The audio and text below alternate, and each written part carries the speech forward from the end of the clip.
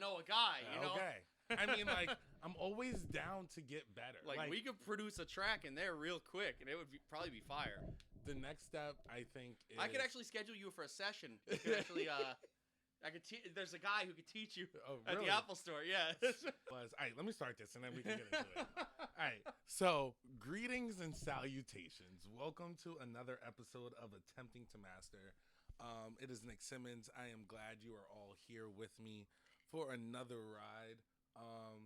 Tonight is going to be fun. First off, I have Ken co-hosting. Hey, what's up, everybody? How's it going? Wow, that's Dude, really... sounds crispy, dude. I know. Ken sounds good. I'm trying to slow it down, give the people what they want, which is less activity, slower, and He sounds like a woman who just smoked it like a pack of Pall Malls. You know yeah, what I'm saying? just I think full it's- menthols.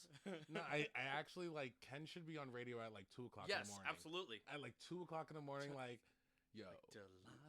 welcome to the sweet stuff. I've been telling you guys, one of my good friends' mom told me one day, she goes, "Oh my God, you have a face for radio." And I was like, Damn, dude. that was one of the meanest things I've ever heard. But I might as well I craft think he the told me voice. that, and my response was, well, I actually think you have a voice for radio, which then turns it into a It's compliment. a great compliment. I mean, Or, you know, a voice for You a have a podcast. face for, like, late-night Cinemax, though. Skinemax, I think they call it. At least they used to call it I don't that. even think they have that anymore. Is Cinemax still a thing? Is cable still a thing? I know some people paying for cable. My I'm parents using their pay for logins cable right now. I mean, yeah, my parents pay for cable too, so that's how I get everything I That's watch. exactly. So in. I log in now. They don't understand how that works. I'm like, just give me your login because they got an app. Okay, tonight's guest is none other than the one and only Brian Blackmore. How's it going? I'm Brian Blackmore. Yes, please. Who are you? I am a content creator. I'm a DJ. I'm a comedian sometimes when people think I'm funny. Most of the time, I just make videos on the internet. And I've been doing that for many, many years, and that's turned into kind of a cool little following that I have. Aren't you also an aspiring Cash Cab contestant? I'm Yes. pretty sure Yeah, that was yeah, you, yeah, right? yeah. Oh, okay, just making sure. I'll be Still been. I honest. think they canceled that show years ago, I but don't know. I've still You're been still trying to get on trying? it. I've still, the- I've for the like, come reboot? on, guys, Yo, reboot. you know the reboot is coming, so Coming in when hot. it comes, you're gonna be the first one in line. It's probably coming to the Learning Channel, TLC, because you know, along with Honey Boo Boo and Living Amish and Sister Wives There and you all go. those. Yeah. Bring it back. And then Brian. And then me. Honestly, I'd fit right in. Yo, so how's everyone doing today? You know, it's Friday. Week just ended. Everyone have a good week? Yeah, I've been working all week. I feel like the only thing that I don't do during the week is sleep. Mm-hmm. Just always moving.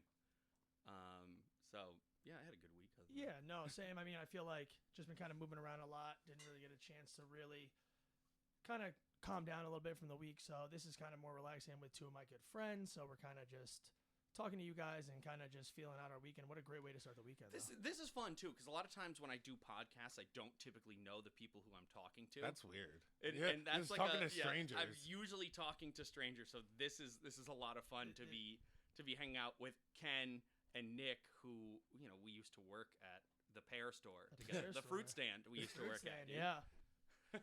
What a place. Did you so you pre-ordered your phone today? I did pre-order the iPhone 15 today, 15 Pro Max, 48 megapixel camera though, and I shoot a lot of stuff on my phone. Okay. So I didn't actually watch. I started watching the keynote. I got halfway through the watch, and I was just like, I'm done with this. I know the like, you know, I know the Android, the Samsung people, the Google people are gonna come for me because they're like 48 megapixel. Your Google's got 1,000. We had that already. I've been at the USB-C, bro. Like, you know, it is what it is. I get it. Apple doesn't do it first. They make sure everyone else does it. Okay. And they're like, oh, the problems are. Oh, they fixed it. Oh, you failed there. Okay, cool. Yeah, we're gonna perfect this. We know that. Yeah, we know that. My cousin texts me and goes, "Yo, so I'm ready to pre-order the phone." I go, "You know, I don't work there anymore, right? Like, I didn't watch it this year. I wasn't being paid to watch it. So guess what? We didn't do. Watch it. I wasn't jumping up and down with some of the coworkers that we used to. Like, yes, yes, we wanted dude. this. Yeah, if you have never been, a lot of people have never experienced this, but if you work at the fruit stand and you are in the back room and they're watching like the keynote presentation or the WWDC or whatever, there are Apple diehard fanboys who will literally jump around on their tippy They are toes. cheering like it is the Super Bowl. You would think, you would Like, think it's a sporting event, yo, you know? And they've known about all of it for weeks because all they've been doing is looking online, seeing different rumors, all the rumors, confirming everything. See, in between all the sex they're having, I don't know how they get that done too. You know what I'm saying? I don't even know how they come to work. I don't even understand between all that. Hence, I'm not there anymore. Yeah, with all ex workers there, but no, I mean, it was just, no shade to Apple fanboys. But there's nothing more exhilarating than a launch day in itself, but being there at 5 a.m. and I'm then over it. everybody Dude, I mean, camping the out. whole I'm thing- so happy to be removed the from whole it. ethos of that place, though, is I don't want to turn this into all Apple conversation, but the whole ethos of this place is like you are in the best, most amazing place, and every other person outside wishes they could be here. You want to be where we are right now. Yep. And then when you get outside, people are like, "Yo, that job looks like shit, bro." I mean, You come on the right day and you see everyone just look defeated, and you're like, Wait, did you just get a MacBook thrown at you? You're like, yeah, that happened. Yeah, that happened. Just You a wish you Tuesday. could be here. You wish you could be here. But what it did was it made me go home and have a drink, and I think that's going to segue me into what we're drinking tonight. Yeah.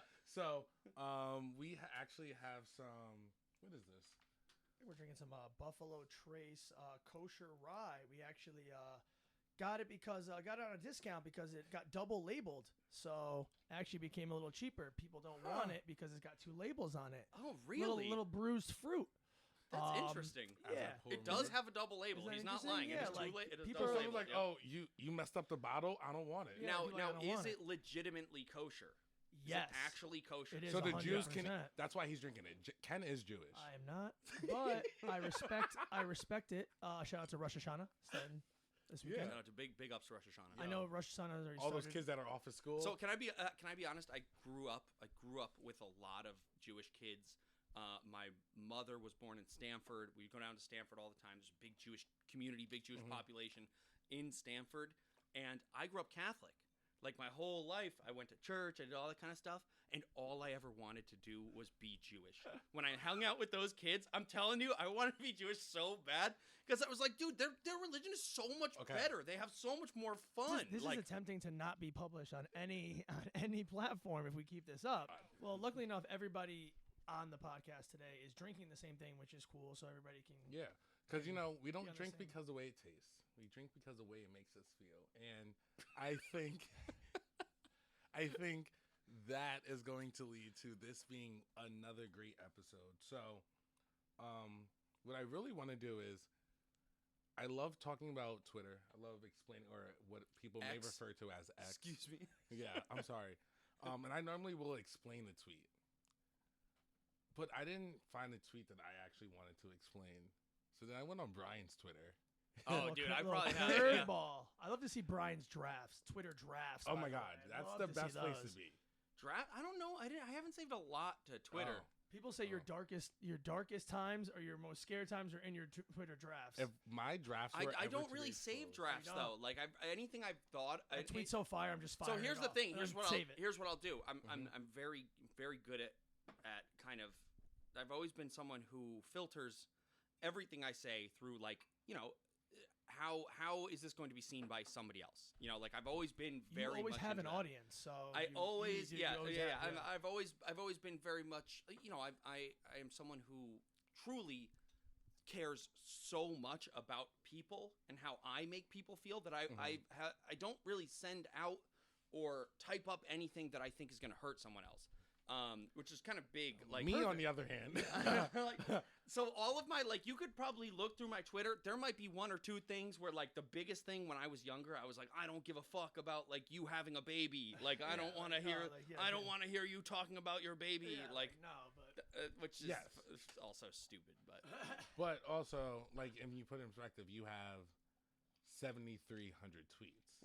so you're not filtering what you have going on. I mean, I do think a lot. Okay. Yeah. Some of Me, them on the other are a hand, nightmare. I have 42.9 thousand. See that that filter that makes you Yeah, stop? yeah. I don't have. So it's not bad, but I actually was really curious about this, and it's actually kind of recent. You tweeted this back in April. Yep. Pepper Jack is short for Pepper Jacqueline. Pepper. And tweet. Pepper. And sweet. And tweet. Pepper. So my mother's name is Jacqueline. And Pepper Jack being short for Pepper Jacqueline. It's hilarious. If that's not it was funny. if that's not your dad's pet nickname to your mom, I will Hey, yo, absolutely lose Pepper it. Pepper Pepper Jack. Jacqueline. Yo, PJ. It makes a lot more sense now. I mean- So in the comedy, like in the comedy world, I go to a lot of open mics. I do a lot of like mics with comedians in Connecticut, New Haven. Great group of guys over there. And what a lot of comedians will do, you'll see it all the time, is they will tweet out joke concepts. They'll just tweet out an idea that they have right in the moment that could turn into a bigger joke concept. So just tweeting that out was almost like me putting that out there, like, I want to remember this. And thank you for bringing that up, because I totally forgot about it. But, like, I want to remember this and turn it into something where the punchline is like, well, Pepper Jack is short for Pepper Jacqueline, you know? Like, yeah, like. I mean, that's no different than a stand-up comic or somebody who even does it part-time or not taking it like fully seriously will go and try out different jokes. You're going to get these reactions, good and bad, and then you're going to be able to either craft it or say, you know what, Pepper Jacqueline's going to be a private family joke for the next 25 to 30 years. Is that the goal? Like doing a stand-up, like preparing, writing one? So I am not shy, and I don't hide it at all, that I have ADHD. I was diagnosed with ADHD as a child. I was diagnosed again as an adult. Like I have ADHD. Double confirmed. Yeah, it's definitely confirmed. And anyone who knows me for an extended period of time is like, yeah, that's right. Mhm. Like, yeah. I always bounce back and forth, and I kind of have like different interests for different weeks and different months, and everyone does. I think that everyone is a multi-hyphenate to some degree, right? Like, everyone wants you to put yourself in a box. Everyone wants you to be like, You're not gonna okay, stay you in are one Nick, lane. you're the podcaster, that's it. That's all you do, right? You don't do anything else. And that's easy for people to imagine. It's easy for people to say, hey, you are Nick the podcaster. Mhm. That's it. But in reality, everyone has such a complex backstory and has such a complex life that you can't put that out there in a bio. You can't put that out there on a social network and have it really mean anything to anybody. So the two things that I've always connected with are comedy and music, right? I love comedy and I love music. And I grew up, one of my first albums was Weird Al, which makes a lot of sense, Yeah. right? One of my first CDs I ever got was Weird Al. I love The Lonely Island. I love anything The Lonely Island does. I just had sex. I'm on a boat. All that kind of stuff. Like, I just, you know what I'm saying? Yeah, playing all that as like every single song is like, oh, I have a memory to that. I have a memory to that. Like, I have it's a just memory one to of those, that. like Lil Dicky, right? Yeah. Like, I love Lil Dicky. I think that he is genius in that. And I think that he wanted to get away from comedy rap. I don't think he wanted people to see him as just a funny guy. I think that's what the show's about, but it just enhances it more. But yeah, like I don't know. I think there's something to be said for people who elicit a genuine happiness response from people. You know what I'm saying? Yeah. If you have that and that's naturally a thing, there's no reason to ever steer away from that. I know people want to be taken as a serious actor, or a serious writer, or a serious musician, but at the same time, I don't think that I don't think there's anything wrong with being someone who, when you walk into a room, people laugh. You know, and people have a good time with you. I mean, I think, low-key, that's the goal, right? Like, So you don't- yeah, so the question was, is that the goal?